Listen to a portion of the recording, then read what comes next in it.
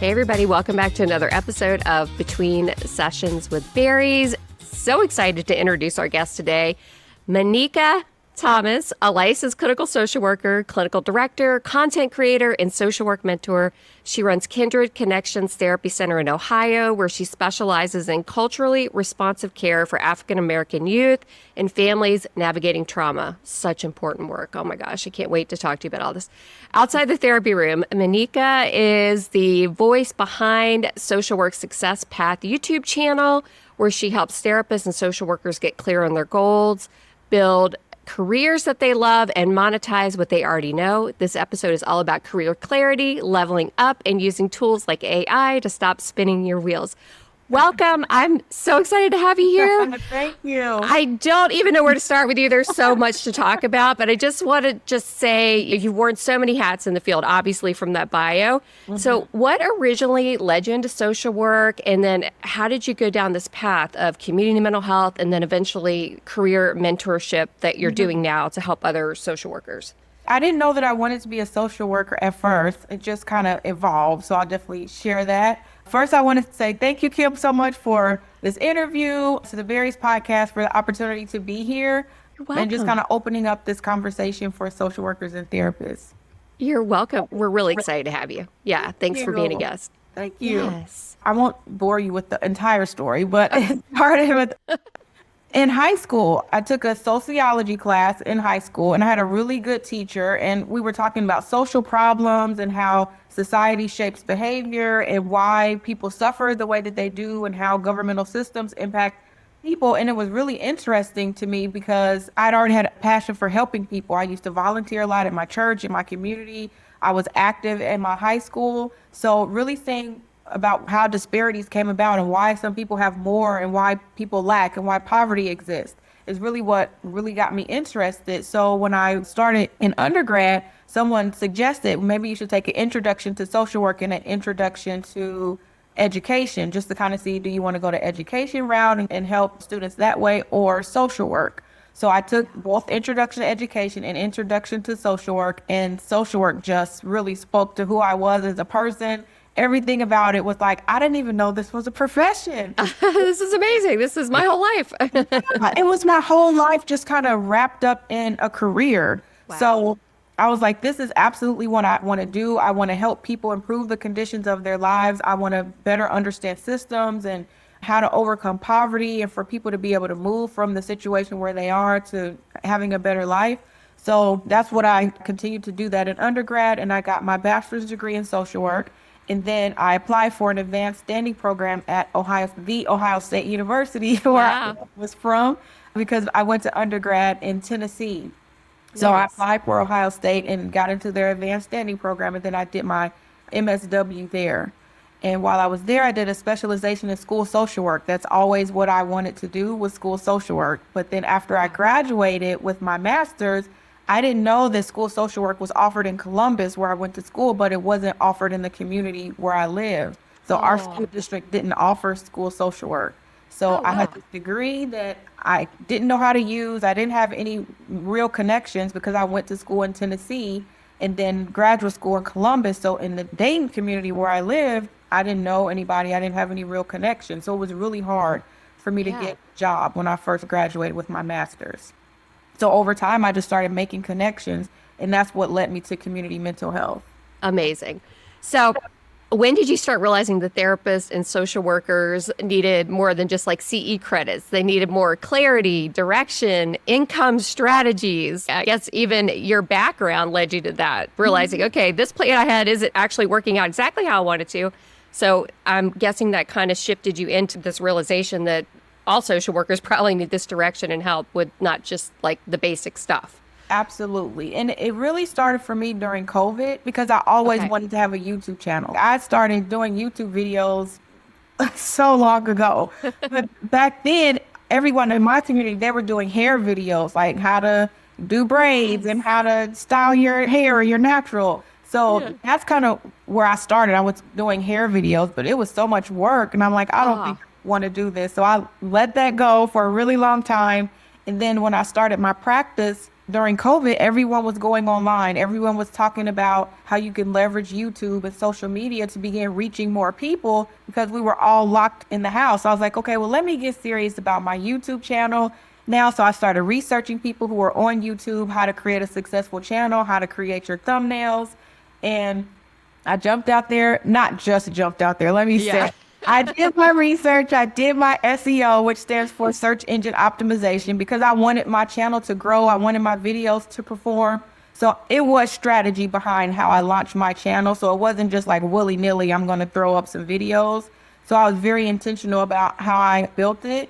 And then I just started posting from there, and so many more opportunities opened up because not only was I learning about YouTube, but I was learning about marketing and sales and all of those things that we're not traditionally taught. And it just opened my mind, like, we're not taught how to do things like this in graduate school. So I made it my mission to be able to help other social workers who struggled like I did in my career to really figure out, what is it that you want to do? How can you position yourself for opportunities? What opportunities are really out there if you were not just working in micro, meso, and macro level practice, but you decided to do something outside of that? So I wanted to create a path for them to be able to work in what I call the 3 phases of professionalism. We can talk about that later. I love that. I want to dive into all of that. I've got other income streams too, and it's a whole skill set. I'm also known as the traveling therapist. And at one point I was like, I'm just going to do travel blogs on YouTube. And then, like you said, it's just so much work. It's like, oh my God, it's like producing small movies once a week. It takes a lot of energy and effort, but I'm sure you've got it down pat. So we could probably get into some of that too.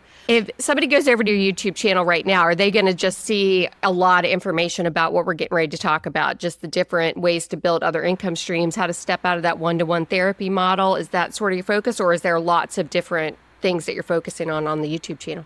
Well, what I noticed is a lot of social workers weren't familiar with the opportunities that I started to become exposed to when I started on YouTube. Like, we were, again, in that traditional box, micro, meso, macro social work practice. So I was like, I can't just hop out here talking about digital products and building audience on YouTube. Like, that language is so foreign. So I said, I need to build a model that can take social workers throughout a path to get there.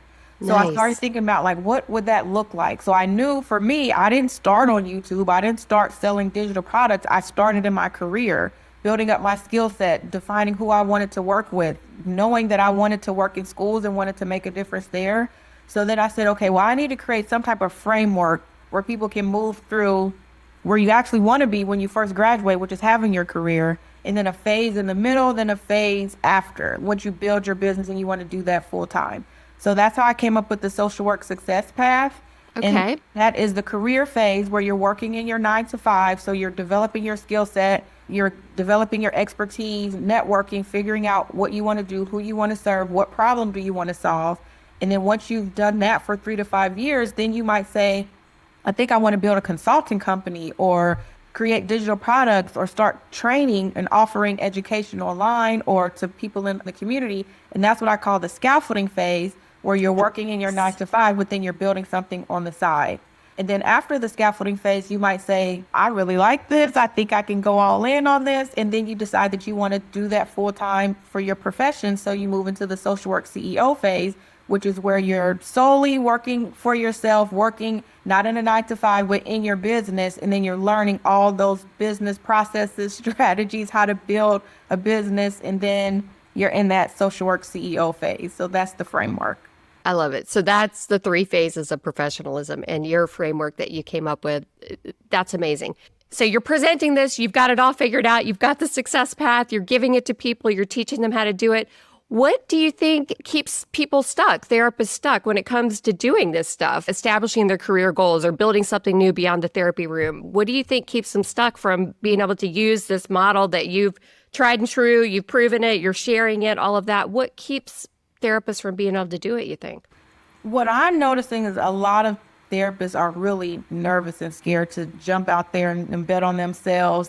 Like, you don't know what you don't know. So when I was in the career phase, and I decided to transition into the scaffolding phase and was working in private practice, I had to build that entire thing myself. I didn't know how to start a practice or to get credentialed or to contact insurance companies. There were groups, and I would participate in those groups, and I would ask questions. But a lot of it was community specific. It was me networking for people to know about my practice. It was finding an office. This was pre-COVID. So Yeah. I needed to be able to find an office space, know if I could afford it. Was I going to have enough clients coming in to be able to maintain the practice? If I decided I wanted to bring therapists in, I needed to know how to do that. Is it a contractor? Is it an employee? It was so much unknown. And I think Yeah. that's a lot of times what holds therapists back. It's like, I don't know what I don't know. It's too much of a risk to start this with the ethics and boundaries, and I don't want to jeopardize my license. So it's just us not knowing, I think. Yeah, absolutely. And we're talking about the big things, right? The fear, the perfectionism, imposter syndrome, all of that stuff just keeps coming up for therapists. So it's in the therapy room, I guess. And then once, like you're talking about, let's expand to digital products or something like that, then it just comes up in a whole other way. Like, well, who am Absolutely. I to do a digital product or to have a YouTube channel, that kind of thing? Yeah, absolutely. Like, do I know enough, or why would people buy from me, or what would I sell? I hear those two things a lot too. I bet. I bet you do. So, Yeah. how do you help, or do you have advice around like mindset work with that? How do we help therapists listening to this today just break out of that? Yeah, so within the career phase, I have different programs that you work through to get to where you want to be. So in the career phase, I have my mentorship program, which is called Design Your Career. So that's Nice. where you're exploring what are those core values that you have. And then in that phase, you create what I call a professional purpose statement, meaning at the end of my career, this is what I want to have accomplished. This is who I want to have served. So you get really clear on what does my social work success path look like? What area of social work do I want to stay in? Do I just want to stay in the career phase? Do I want to transition to the scaffolding phase or move into the social work CEO phase? So inside of my Design Your Career program, we really get clear and specific on what it is that you want to do. What do you want this career to look like? You're the Yeah. designer, you're the architect. This is centered around what matters to you, your interests and your skills. So when we go over the core values, I always say that your core values are all of those things that you say are good, bad, right, wrong, fair, unfair, just, unjust, acceptable, unacceptable, okay, and not okay. Wow. I love that. So that defines your values, because then from your values, you develop a belief. I Yeah. believe that all women should have. It's not okay when communities don't have access to, or it's unfair if someone believes that. So once you have identified those ideas, that leads you and it helps get you clarity around decisions that you need to make in your career, because it's always rooted in your beliefs and your values. Oh, I love that so much. And I like what you said right at the beginning. Okay, you've got these three phases, and somebody could go through the whole trajectory if they wanted to, but also somebody may not want to. They might just want to stay in the career phase and be a career social work, school social worker for their entire life, pay Absolutely. into a retirement system in some school system, and retire at 55 and then go live on a Caribbean island somewhere or Yeah. whatever. And So that's being able to okay. get that. Yeah, Yeah, we I need love that. Like, that. we need people who are committed to doing the work and working in agencies and moving up in leadership to help other social workers who want to stay in the career phase, or who can help with transform systems or with decision making, or making sure that we have access to certain programs that we need in our profession as professionals, or also helping clients. So we need social workers in all three phases. Like, there's not just this one, everyone should do micro, meso, macro practice. We need social workers in all areas. Absolutely. The world wouldn't function without people in those roles. Yes, Yeah, for sure. absolutely. I love that. And I love that you meet them where they are, just like a good social worker would, you Yes, know? right, exactly. That's a major phrase within our profession, meeting people where they are. I love it. I love it. Yeah. So, okay, so shifting gears just a little bit back to the online income opportunities and the stuff that you really specialize and help people with. Yeah. What are some of the online income opportunities that you think more therapists or social workers listening should be exploring right Right. now? Like, what's hot right now? What's working, do you think? So three things I'll mention. Okay. I think every social worker in some capacity should have a YouTube channel. Not only just for putting your thought leadership out into the world, but it's a great tool for bringing in clients into your practice, letting people know more about your specialization. If you're specializing in OCD, anxiety, depression, whatever that is, you can position your practice very well on YouTube by knowing how to use keywords, SEO, search engine optimization, and drawing people in through your titles. So that's one thing. I think every social worker should have a YouTube channel. Second thing is, if you do decide you want to go beyond that, I recommend creating some type of digital product. So that is a course, a mini course, a cheat sheet, a checklist, a guide, a template, something where you have an area of expertise that people could benefit from. And I believe that that should be an opportunity, because that's more passive. Because a lot of times when we do coaching or consulting, even YouTube is dependent upon us always having to show up and put on our makeup and get dressed and all the things. But when you learn how to create a digital product, it operates in the background of your life, whether you show up or not.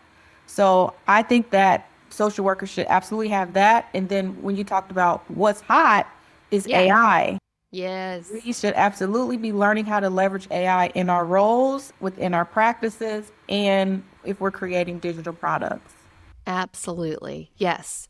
So, with all that being said, what's your advice? Like, so I go start a YouTube channel. How do I like monetize this thing? What do I do with the digital product that I've created? Do I just talk about it in my videos? What would be your advice around how to go from like, yeah, okay, I need a digital product, and now how do I just turn this into money? How do I bring in more income, more wealth, more abundance that I can share my message to the rest of the world? That kind of thing.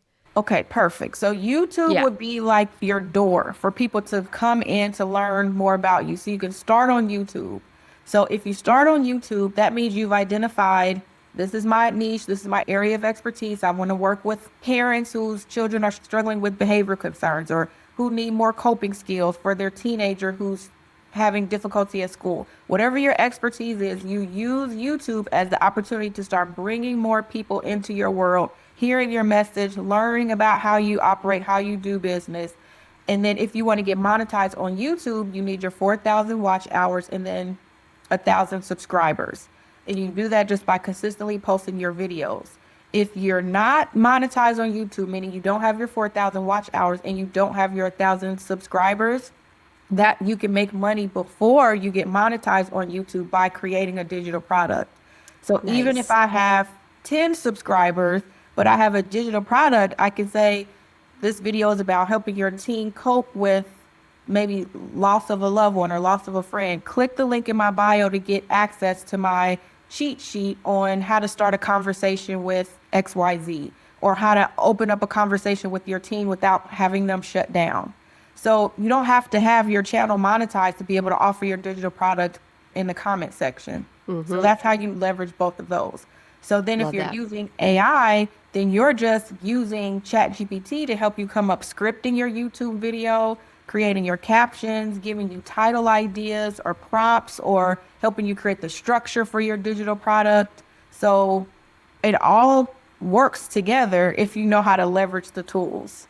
I love that. And that was literally my next question. How do you see AI coming into all this? And I know I've been doing digital products for some time, and I remember my very first course was in 2018, and that was tedious. Writing every word, researching. AI has just changed my life in so many ways. So how are you using it as a tool for this content creation? And do you have tips, strategies? I'm obsessed with ChatGPT, but there's so many tools that you can use. So I would just love to hear like what you're doing and what's working for you to speed up this process that used to just take forever for people to do. So it does take forever. So I keep it simple. I just started using different AI tools, but when I first got introduced into AI, I only used ChatGPT. That's the only thing that I use, and I only used it for prompts. It was kind of like my business mentor.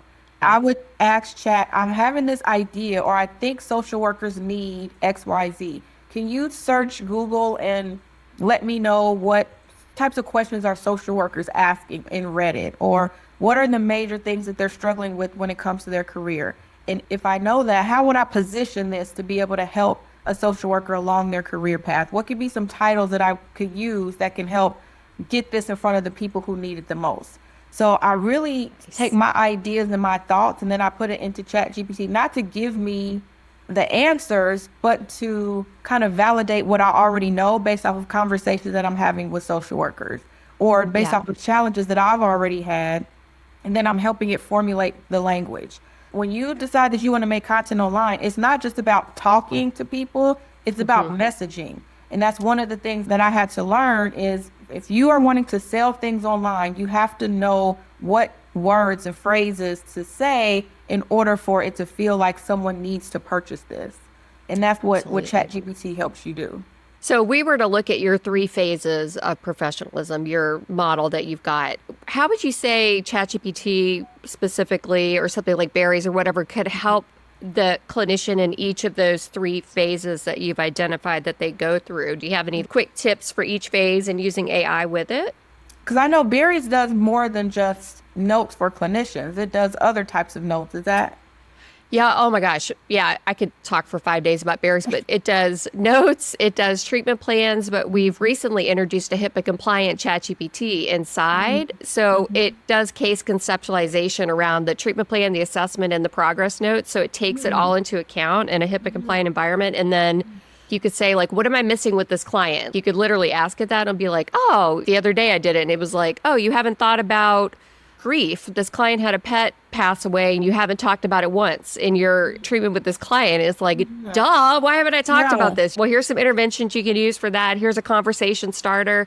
The AI assistant in there just gives you so much help. So, absolutely. So if you're in the career phase and you're doing case management, or you're working in a domestic violence shelter with a homeless population, and like what you just said, and you're putting that case plan together, those treatment goals together, and you need help kind of massaging it or conceptualizing it, I think AI could be a perfect way for you to be able to use it when you're creating your case notes. And also, if you're in that career phase, one of the things that I know I struggle with, and a lot of other social workers struggle with, is having their notes being sent back. So meaning you need to revise your note or something that you didn't include.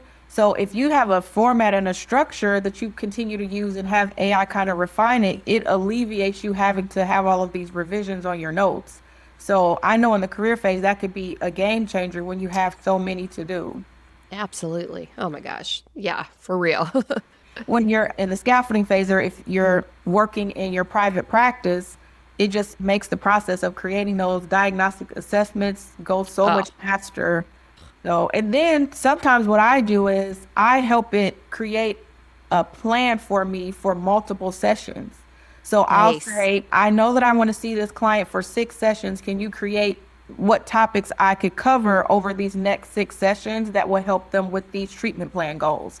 So then that way I'm not going in blind and not having anything to focus from. I'm taking their treatment plan and saying, build me out 5 sessions so that I have some talking points and things we can discuss.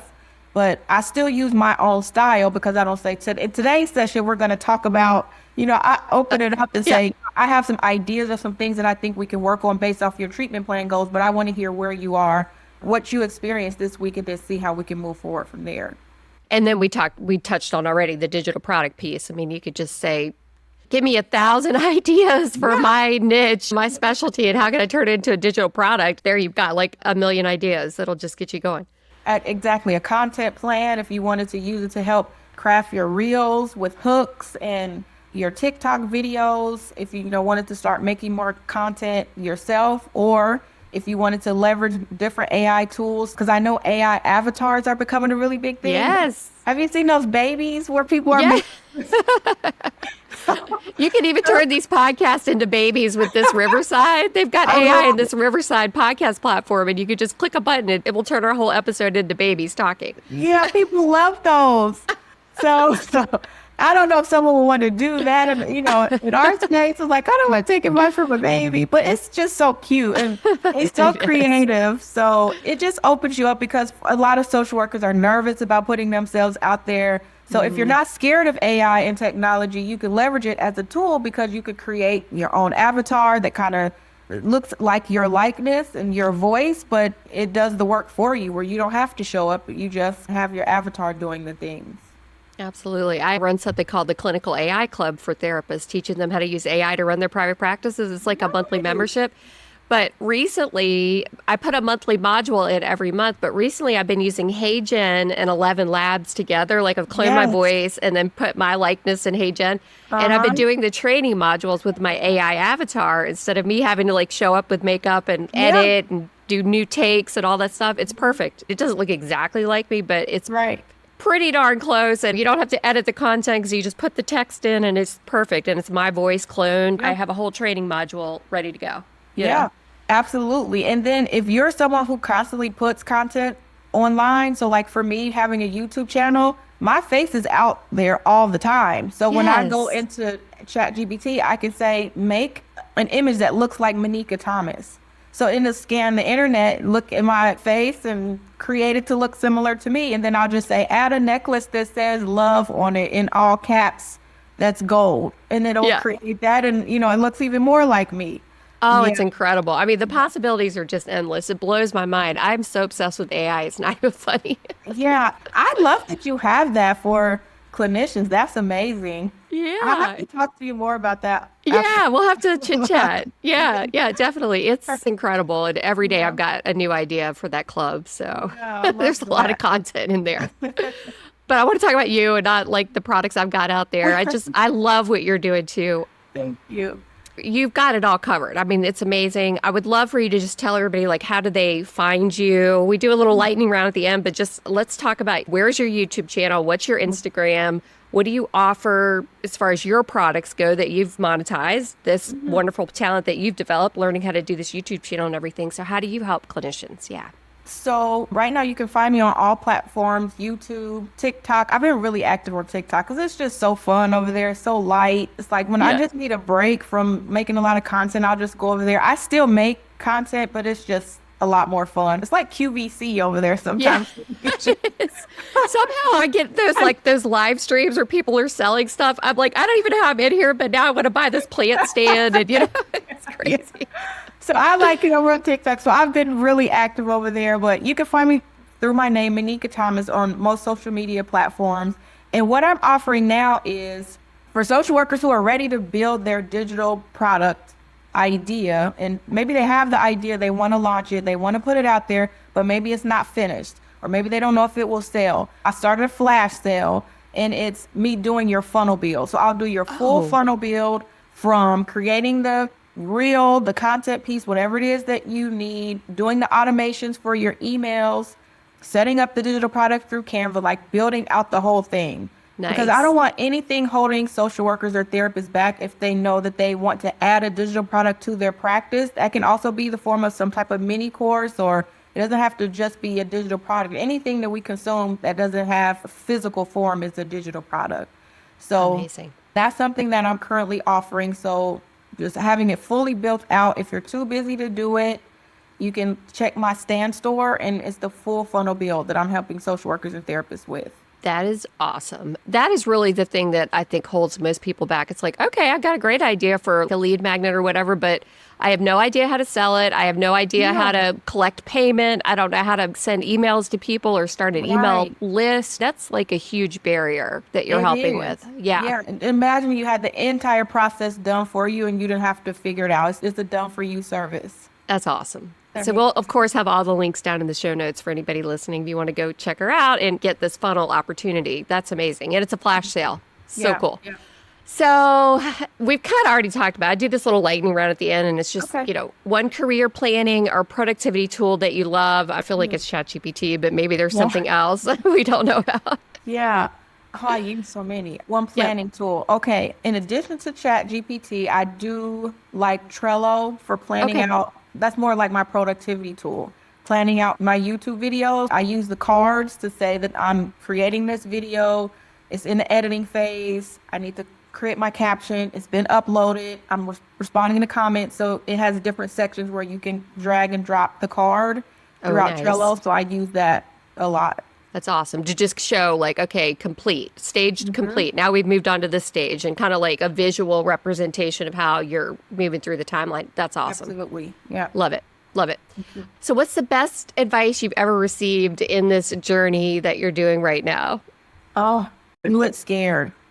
I've been doing that so much lately, despite you feeling like you're not ready, that you don't know enough, that people are going to judge you. What will my coworkers think? I don't want my supervisor to see me, or it's not done, it's not pretty. I do it scared. Despite that, anxiety in my gut, I'm sweating, my heart is racing, but I just push publish, push send, push whatever it is that you're doing and you know that you have a desire, do not allow fear to hold you back. You're being strategic though. I'm all about being intentional or strategic, but once you've done it to where it's good enough, just launch it. Just Love push it. the button. Love it so much. Yep. I had to learn that the hard way. That perfectionism, imposter syndrome that's in our social work careers, it shows up everywhere. It doesn't. Yeah. It just seems like, Yeah. yep. Love that so much. And last question is your favorite platform for connecting with and mentoring other social workers? I feel like that's probably YouTube, but maybe there's Yes. another community place you go. No, I love YouTube. And then also, I love supporting entry-level social workers or beginning social workers. So whenever I see that they have a community that they've created, I love just going in there because they always have a lot of questions about not getting called back for interviews or should they take this role or they're struggling with this in this role or profession, not knowing how to talk about their skill sets. So I just like going in there and giving them some feedback and tips and just being supportive of them because they get discouraged a lot of Yeah. newer social workers. So just talking with them. And It's such a big world to navigate. Yeah, there's Yeah. so much information out there. And yeah, I love that. Well, thank you for taking the time today. I Thank can't wait to go look at your you. YouTube channel and learn a thing or two, especially about YouTube monetization. That's I that's one of my love it. hardest things right now. So Oh, yeah, I love it. Again, encourage everyone who's on their content bag and is really wanting to launch something. YouTube is definitely a place because the thing that people don't know about YouTube is that it's not a social media platform like Instagram or TikTok. It's a search engine. So yes. search engine, just like Pinterest is a search engine, just like Google is a search engine. So people can easily find you if you start creating more consistent content on YouTube. Amazing. Thank you so much for taking You're the time today. welcome. It's been Thank such a pleasure you. talking to you. Same here. Thank you so much.